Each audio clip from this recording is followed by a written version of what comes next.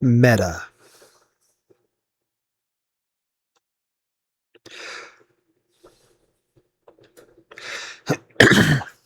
In, in Umineko, when they cry, the characters of the meta world are those who have the privilege to fight the game master. In order to figure out the truth, other characters who can ascend to this level are the pieces introduced to the game board by the witches. Major spoilers for core arcs ahead. Erica Ferrudo. I'm just trying to close an ad. Without love, it cannot be seen. Ha, that's backwards. Because of love, you end up seeing things that don't even exist. A cute young detective who fell from the pleasure boat Eternal Maid 2 and happens to wash up on the shore of the island with an impending murder mystery. She calls herself an intellectual rapist. She is the piece set by Berncastel on the board of Rockanjima. At the end of episode 5, she was named the Witch of Truth by Berncastel.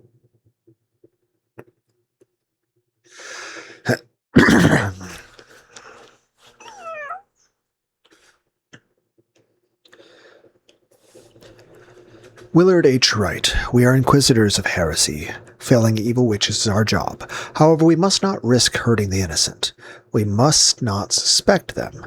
The detective episode 7. He is the former head of the SSVD, the 8th District Repentance Agency. He is first mentioned episode 5 in the tips, where he is referred to as Wizard Hunting Wright. He has since then resigned from his post. He is called to Rockanjima by Berncastel in order to solve a mystery. Leon Ushiromiya. I'm the embodiment of the one hope, held by the Beatrices of a million worlds. So even at times like this, I have to be everyone's hope. I'm not giving up on this game yet. A piece of unclear gender, first seen in episode 7. Leon comes from a world in which they are the first in line for the headship of the Ushiromiya family, Kraus and Natsui's first child, and Jessica's older sibling. Leon teams up with Willard H. Wright in his investigation of Beatrice's murder. Leon also has a rather odd habit of giving people's butts a nasty pinch whenever they're being rude or perverted. Battler Ushiromiya. That's supposed to be my name. I've been called that many times. I guess it's obvious, since it is my name, but me. And the Battler Ushiromiya I know, sad to say, we're pretty different. A version of Battler that appears only in the All There in the Manual short story, Forgery, number XXX. He represents the idea that Battler is responsible for the Rockanjima murderers. Virgilius. A human who was to play an important role in the Land of the Golden Witch, the story that should have been episode 3, but became one of Beatrice's lost message bottles. The witch piece briefly brings him back into existence, and the epilogue of The Last Note of the Golden Witch.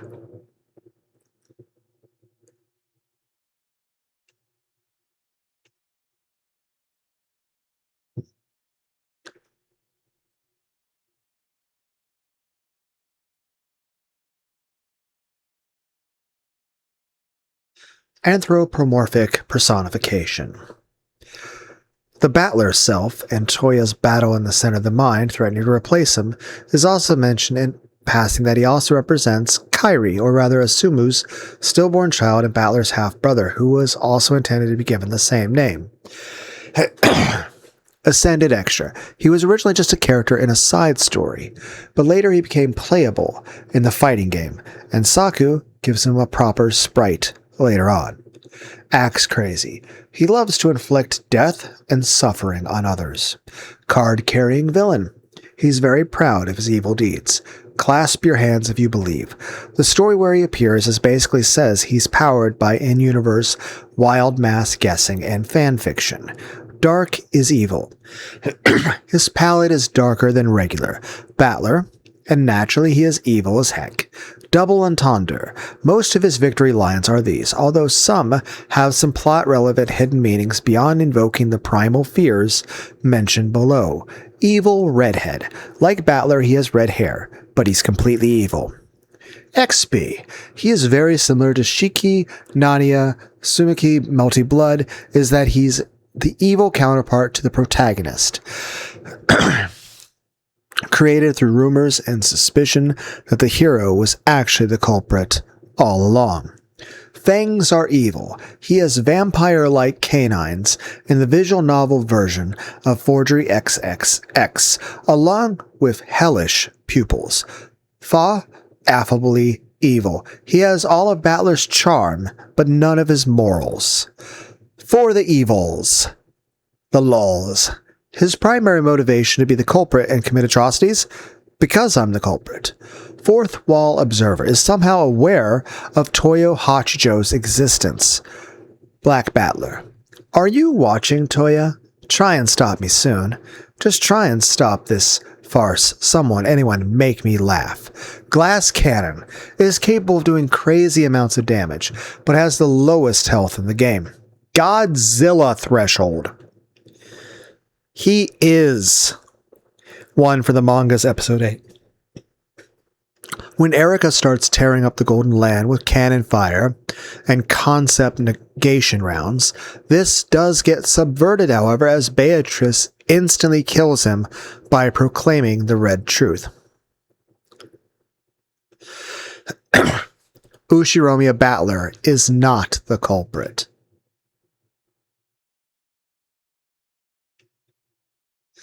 Good eyes, evil eyes. Along with the dark as evil palette, his narrow eyes distinguish him as the evil clone. Lack of empathy. He feels no regard for others, who he sees as merely playthings, that he can throw away once he's decided to take their life. Noodle Incident! He appeared in the Land of the Golden Witch and the Trinity, the Golden Witch stories we know nothing about, according to Renove and Forgery number XXX. Obviously evil, Dissonance Serenity. Negative palette swap of Battler. His name is Black Battler. He's obviously the most trustworthy person on the island. Purple is the new black. He wears a purple suit to contrast with Battler's white one. Put the laughter in slaughter. When he goes all out, he is prone to crazed, evil laughter. Red eyes. Take warning. He looks the same to Battler in every way aside from the color palette swap. The major difference is that his eyes are red with slitted pupils. Slasher smile. He wears one a good majority of the time in Forgery XXX, even if he's killed and dying. Soft-spoken sadist. He is often kindly whispering words of affection to his victims. By affection, read how beautiful the sound of their bones breaking is, and such. Was hoping for a little picture. Just her poise and the way she speaks. So freaking creepy, dude. So calm. Y'all ever notice how the calm villains, they really be the scariest? Not every villain has to sound like one.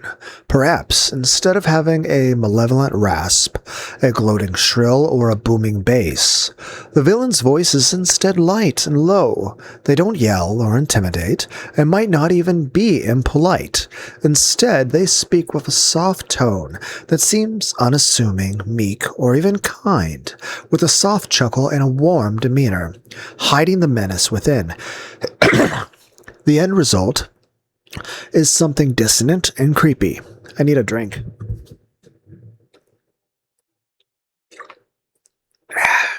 My voice is scratchy. Where was I? I don't...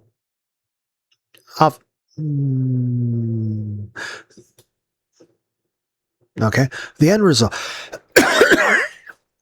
The end result is something dissonant and creepy, a monster who might describe just how horribly they're going to mangle you while speaking in a voice that's anything but monstrous. Of course, this can possibly also go in quite the opposite direction when the villain's gentle voice highlighting their willingness to commit atrocities out of schadenfreude, their enjoyment of combat, their total lack of shame towards their actions, their casual disregard for human decency, or even their refusal to back down when confronted.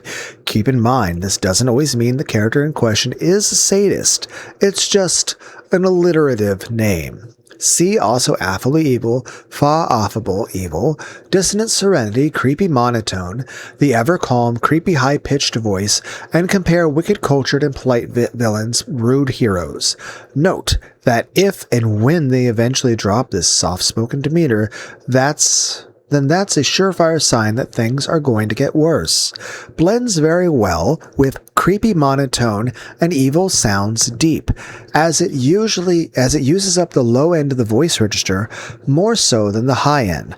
Contrast with evil is harmony, evil is hammy, though a cold ham can cover both. Fairly likely to look disturbingly normal.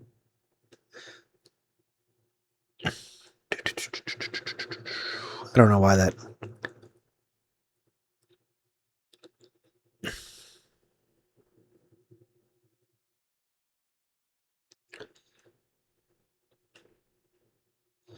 Emergency order. Defeat the Metroid of planet Zabeth and destroy the mother brain, the mechanical life vein.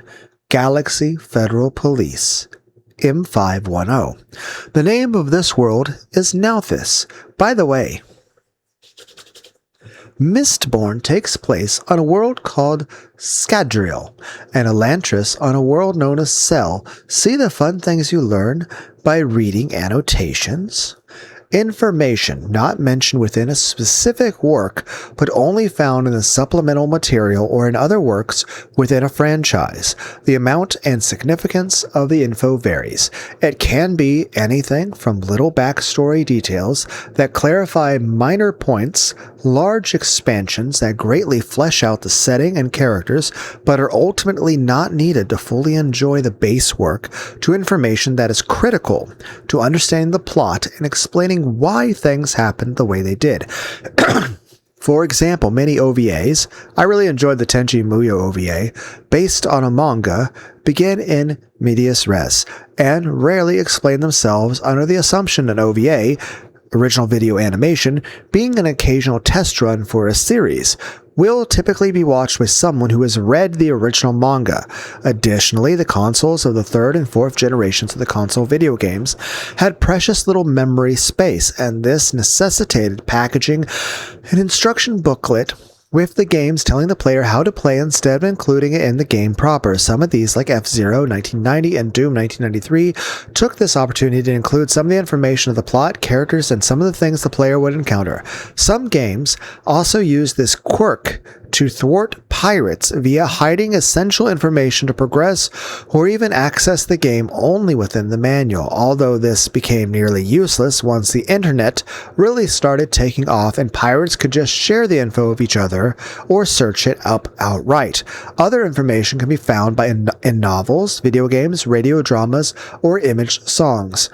As the entire franchise is treated as a package, though, if you don't have the money for all that, there's always TV tropes and Wikipedia.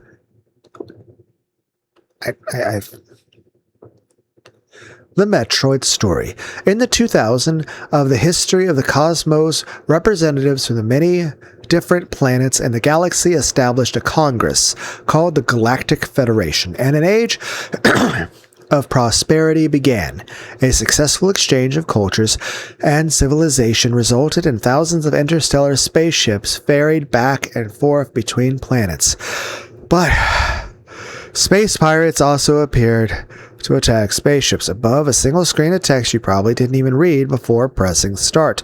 Below, a multi-page dive into a world of intergalactic politics and space pirate raids. When and where a manual comes in can also differ. Many events and motivations in Revenge of the Sith are fleshed out and explained in the novel that released close to the movie. Alternatively, the character Jocko appears in Dragon Ball Z Resurrection F and expects the audience to be familiar with him from Jocko the Galactic Patrolman 2 years earlier. Or work may come out later that explains some plot holes but is not considered part of the main series. A sort of official fic in adaptations.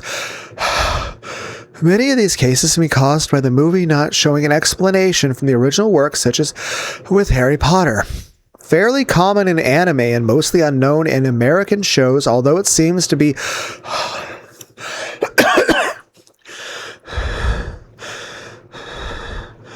steadily picking up speed with shows like Lost. However, it's very common in American comic books because of the assurance that the stereotypical fan is obsessive enough to collect supplemental material. See Ultimate Universe. This also applies to the elaborate backstories the many video games of the 1980s provided and accompanying comic books or novellas. A common response to people who complain about the film of the book not making sense is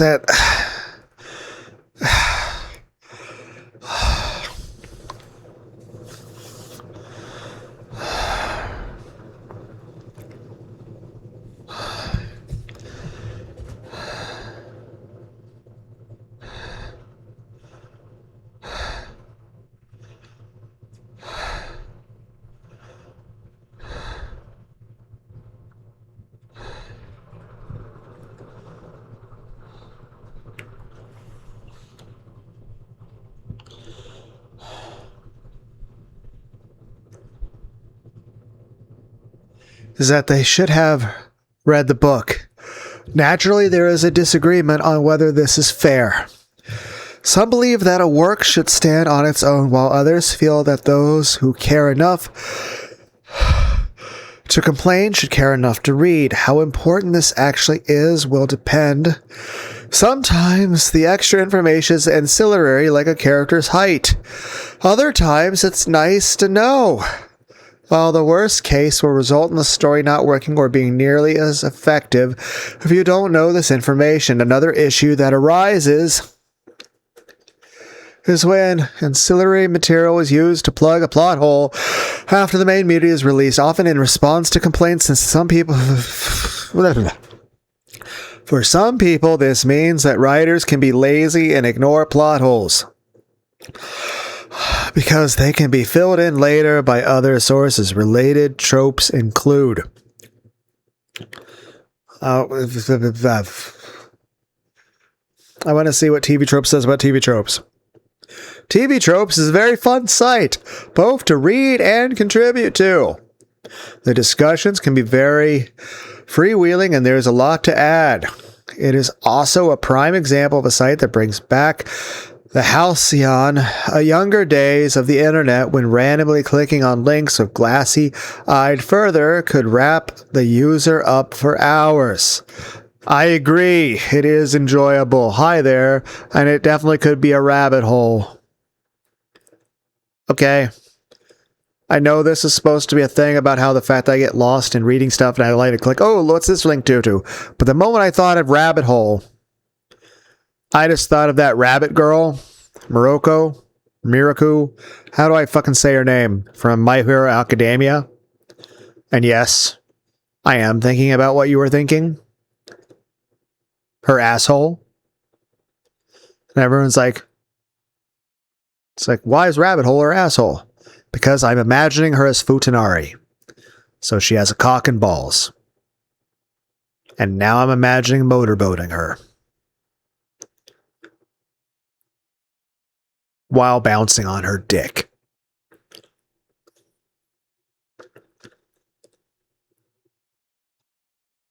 Okay, where were we?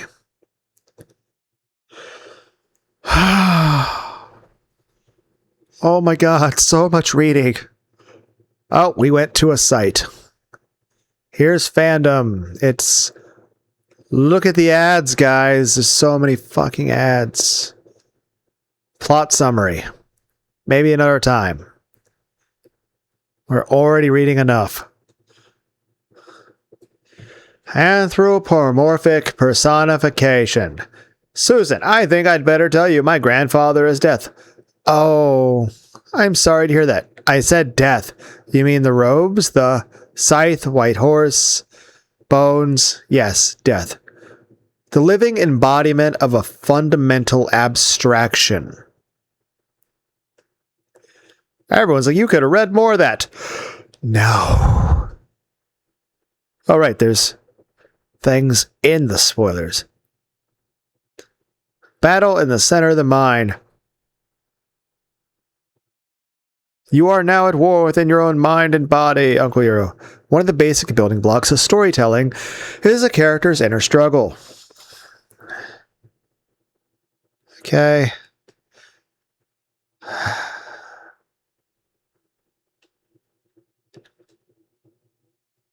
Ascended Extra. Oh, I remember this. What the fuck do you mean they made a Bartok movie? I mean, good for him, but it doesn't really seem very interesting to me. But this had like the best fucking soundtrack ever, especially that little music box she had. This is like a really old movie. A minor character who was given a greatly expanded role in the later part of the series, a new adaptation. Okay, I would have never asked for a Bartok movie. But I'm sure there's people out there who would love that. He was okay. I'm just saying the main draw for me in the Anastasia movie was is really awesome music. Though at one point I thought I thought that movie got Mandela'd out of existence. Kind of like how there was like a Sinbad. Like I remember like there was a comedian named Sinbad who like was in a bunch of movies. But apparently all the movies I remember him in don't exist. Whatever happened to that guy? He did some stand-up comedy, if I remember. I remember watching a lot of comedy stuff, like stand-up comedy people when I was younger.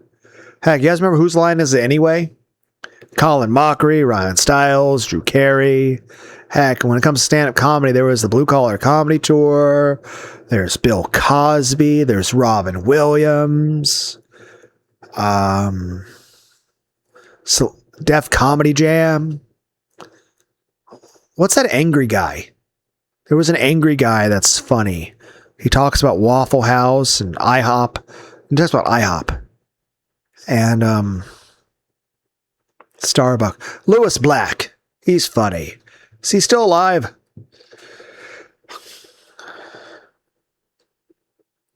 Axe crazy. Lizzie Borden took an axe and gave her mother 40 whacks, and when he saw what she had done, she gave her father 41. An axe-crazy character is someone who is psychologically unstable and presents a clear and present danger to others.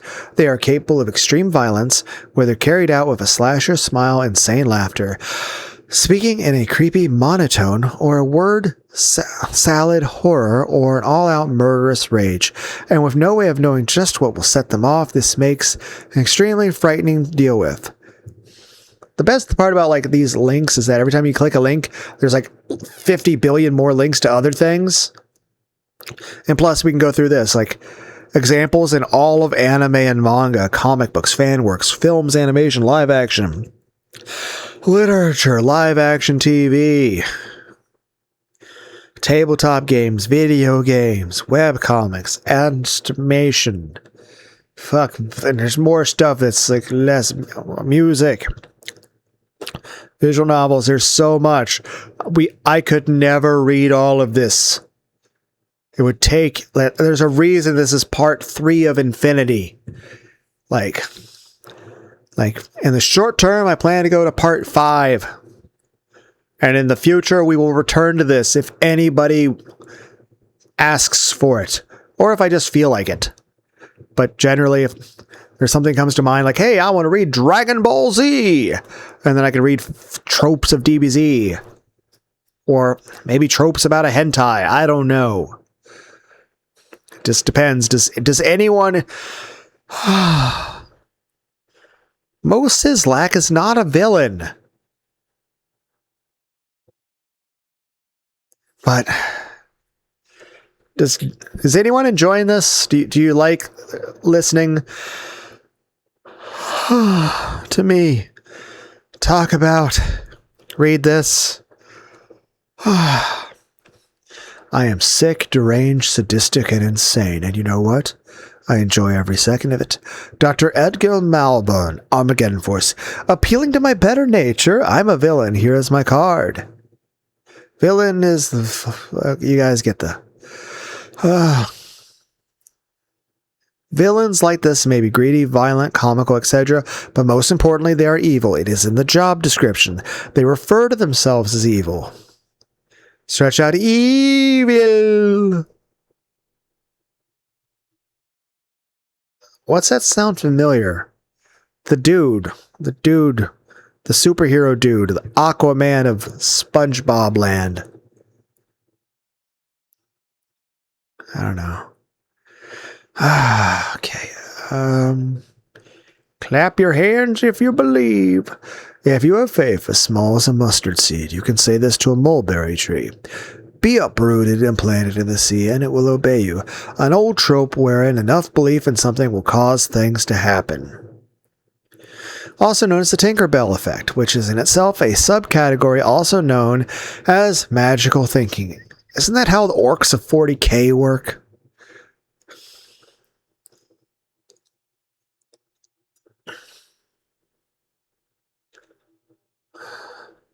Wild mass guessing. In the spirit of wiki open sharing, we reveal the one reliable source for true fanon. Let's face it, fanon is fun. Sure, we don't promote it, but it has to start somewhere. This is the garden where we plant our epileptic trees. What's your silly pet theory on a story you enjoyed? As long as a theory at least sounds like a theory, we'll assume that it's valid. The goat was a shapeshifter. A term for wild, off-the-wall theories, named after a leading tinfoil hat theory explaining the mysterious shaking, rustling trees on loss. During the first season of the theory, the trees were having epileptic fits. The funny thing, though, is this. If an author of a show, say there's an author of a long-standing show, here's a bullshit theory about their thing, and they decide, you know what, I like it, they can just write it into the canon. Even if it was originally not a thing like that, they would have, like if they had never heard the idea, they would have never thought of it themselves. But then they hear it and they're like, okay, now it's part of the story, guys. Why do we keep going to the bottom again? We keep this open. Okay. Fan fiction. If you want something done right, do it yourself. Fan fiction is a form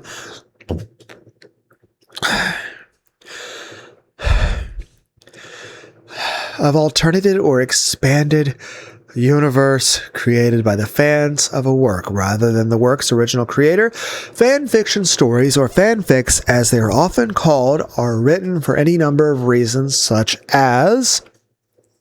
I remember Stefan Gagne doing a lot of stuff for the Slayers series, you know, the new Slayers trilogy, Reflection, Chaos, Rebirth, Dimerge, Virtual. Awesome. Also, I remember Shinji in Warhammer 40K. It's an alternate retelling of Evangelion, but Shinji's really into Warhammer.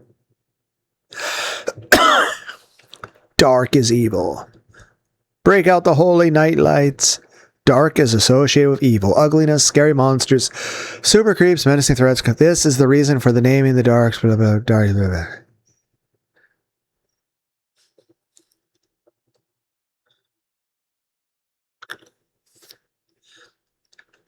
Double entendre. In Luigi's Mansion, this button is suck, and this button is blow. Do you blow a lot in this video game? No, it's almost all sucking. One of the fun... If I said you had a beautiful body, would you hold it against me? Well, that's hilarious. One of the fundamental types of verbal gag in comedy, television especially, the sitcom and also comedy films. A double entendre is a word or phrase which was meant to be taken in two different ways.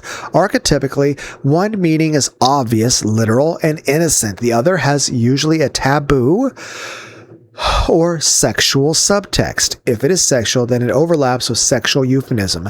If it is phrased as a question with an answer, it is usually a riddle. Well, he missed the finale because of a mutual experience with Mrs. Nancy Wellington. A mutual experience? This is when sexual intercourse and other sexual activities are referred to by code words. The type of euphemism is usually used by adults, especially when near children, or in a work targeting children, though they may also use sexual euphemisms when discussing the topic with a friend or family member. Many of these euphemisms come from common language and in certain cases can be totally innocent. As such, they may overlap with innocent innuendo if it turns out the euphemism was literal. With such a lousy technique, you wouldn't score with a shorter one either. Damn, missed again. That hole is just too small. Let's mate once again instead. You're infinitely better at that. So what makes you think you can locate my 4x4? My box has VD. Trust me. Your what? VD. Vibrational detection.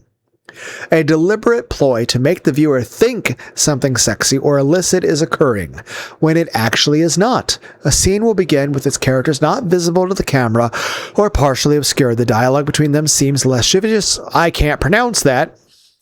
Lascivious? Lascivious?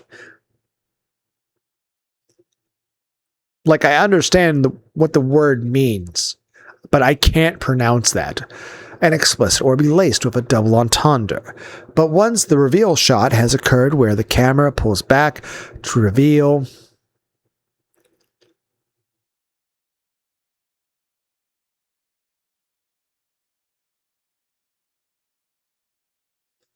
everyone's like, please, for the love of God, don't say it. Makoto from Blaze Blue. Now I'm thinking Makoto Ghost in the Shell.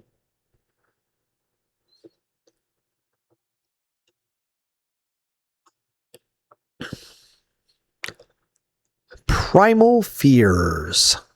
A baby rabbit, even one that has never encountered a bird before, will still cower at the sight of a hawk's shadow. Some fears are nearly universal or just quite widespread. The dark, heights, blood, enclosed spaces, fire, snakes, spiders, killers, loud sounds, pain, death, monsters, humiliation, loneliness, being followed, complete emptiness, existential dread, gore, giants drowning, being eaten alive. These fears have always been with us. They are the dangers our early ancestors faced, and their shadows still haunt our nightmares. Most people are a little nervous about such things. Not many people could walk on a glass bridge over the That sounds horrible. Grand Canyon. Also, wouldn't that be illegal? Without any railings. That just doesn't sound safe. Like, there's a difference between, being scary and just not smart. And not feel a little anxious. Honestly, I think if you don't feel anxious, you might need to see a doctor. Full-blown phobias are easily enough induced. Naturally, writers of horror is a genre of fiction that exploits primal fears of viewers with things ranging from uncanny valley, body horror, dramatic irony, aka suspense. Strange, I see not my brothers Castor and Pollux among the Archeans. Perhaps they will not show themselves for the shame and disgrace I have brought upon them. She knew not that both these heroes were already lying under the earth in their own far land of... I don't know how to say that. Dr. Chilton. Oh, Hannibal. A patient tells everyone that you are a monster. Well, in that case, you're dining with a psychopathic murderer, Frederick. Dramatic irony.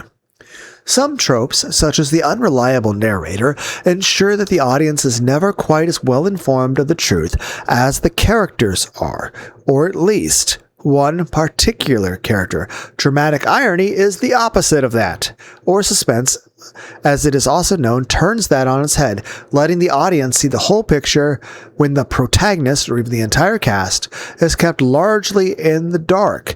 You, the viewer, are actually ahead of the characters. Fat lot of good it does us, though. When dramatic irony crops up, it's usually not to let us feel smugly superior. Instead, it's to toy with our fragile little emotions. If we're lucky, the emotion being manipulated will be amusement. In serious situations, dramatic irony will present to make us squirm and bite our fingernails in anxiety, since we can see the danger coming but cannot communicate this knowledge to the characters in order to save them. To really fit the definition, though, one of the characters must make a statement or perform an action to fully illustrate that they are unaware of the situation. To the character, what they are saying or doing is perfectly sensible, based on the knowledge they have. To the audience, though, the statement or action is ludicrous or dangerously uninformed. These are three main uses of dramatic irony, quite apart from the unintentional result of making things more spoiler-proof. To create tension, Hank has left a time bomb under a restaurant table that will go off late that evening. The audience saw him leave, but none of the characters have noticed. Bob and Joe are dining at the table that very evening. If they finish early, they will live. But if they take a dessert, it could be their last one ever. This ramps up the suspense because the audience must wait to find out if Bob and Joe will die in the explosion or not. To make the audience cringe on the character's behalf, Alice did really well in the audition for the school play, clearly outclassing her alpha bitch rival, Tiffany. But, unknown to Alice, Tiffany's mother is in charge of the casting. Alice runs up to her nemesis to gloat. Meanwhile, the viewers are cringing uncomfortably because they know that Tiffany is about to laugh in Alice's face. Since Tiffany got the part, though, through her connections, and is just waiting for the chance to knock Alice down a peg. For comedy, popular in farces, especially those involving twins, where no one can remember who's who, or in comedies where someone's cross-dressing. For example, Bob's girlfriend has just dumped him. He complains about the fickleness of women to his new best friend, Adrian, remarking that they, as men, are much more sensible, and that he can rely more on Adrian than he can anyone. Bob is unaware that Adrian is really Alice in disguise. The audience, on the other hand, know Adrian's real identity, and so Bob's comment seems ironic. This trope is a staple of theater, thanks largely in part to the mechanics of the particular medium. Characters move on and off the stage, but the audience stays in place. They're the only ones who stick around long enough to hear the whole story. In theater, however, there's usually one or other party who knows what's going on, especially if a tragedy, and that is the villain. This is why we don't try to read all the tropes of a certain character, because it takes this long, and I'm even trying not to, it really is like, oh, what if we click this? What if we click that?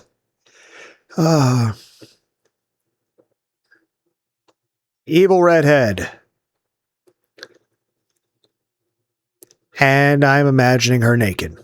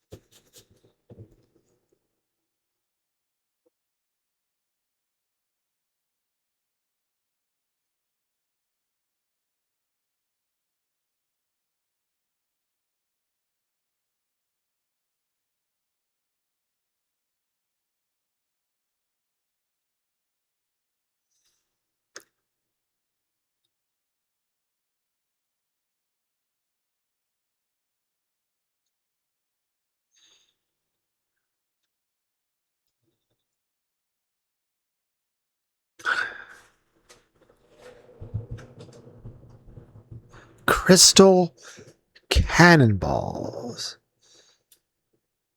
Great offense, terrible defense.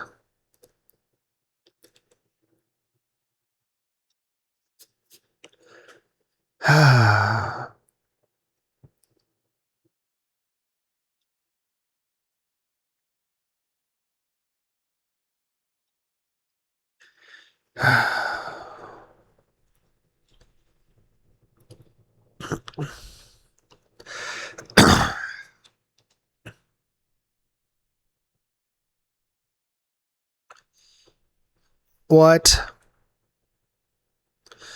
Only a desperate situation like this would bring me to fire an atomic warhead arrow.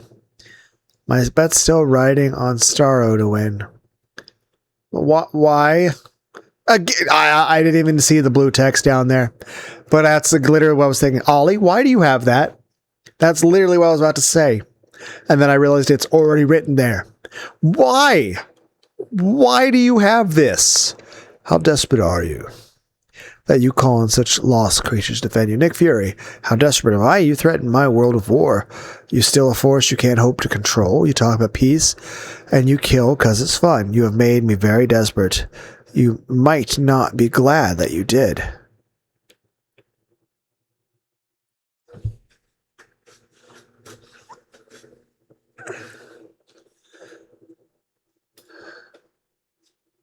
What? Fridge logic. By the time you figure out what was wrong with that, it won't matter anymore.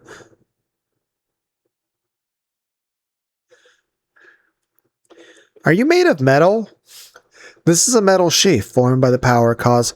Are you naked? No, I just told you. This is a metal sheath. How do you pee? All fair questions.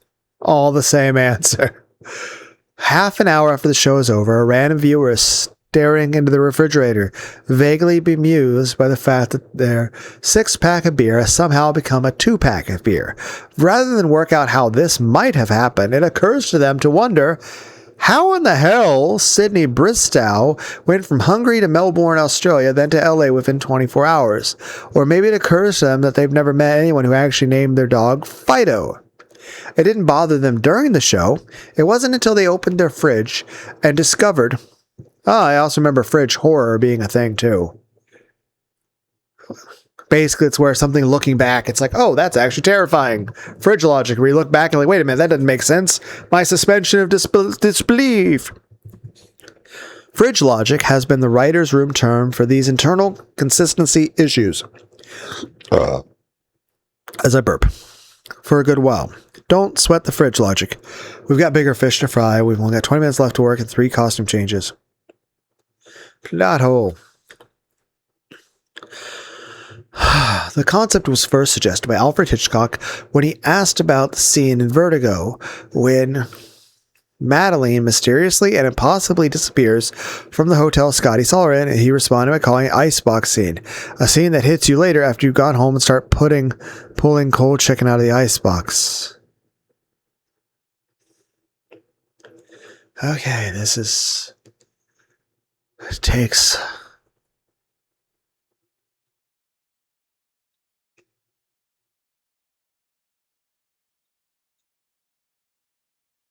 lack of empathy. Now comes the most entertaining part. The wait. Do you know how many villages were destroyed just so you could lure Kikyo out? Oh, please. Is that what you're so upset about? Empathy is the ability to share in another person's emotions. Okay.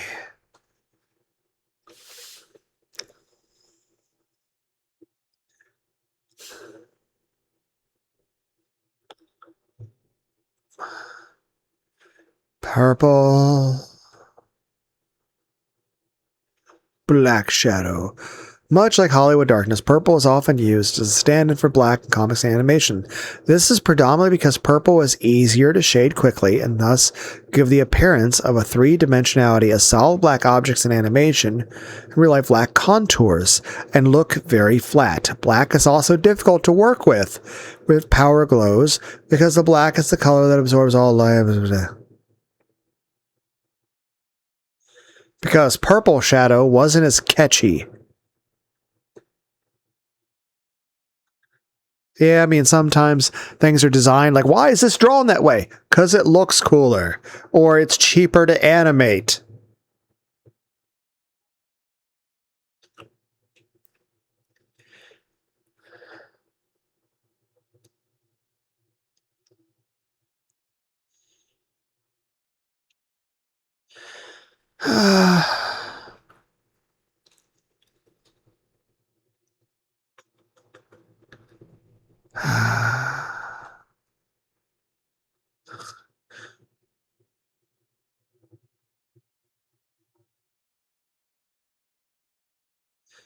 Fun really isn't something one considers when balancing the universe, but this does put a smile on my face.